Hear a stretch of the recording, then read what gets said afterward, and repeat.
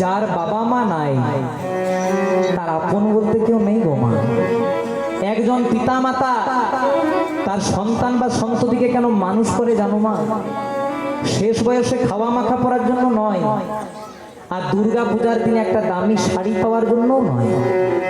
বাবা মা যখন বৃদ্ধ হয়ে যায়, ওই শেষের দিনে যখন তাদের আর আপন বলতে কেউ থাকে না, দিনের শেষে কোনো ছেলে বা মেয়ে যদি একবার বাবাকে বাবা মাকে মা বলে না ডাকে, তাদের ভেতরে যে দাউ দাউ করে আগুন জ্বলতে থাকে।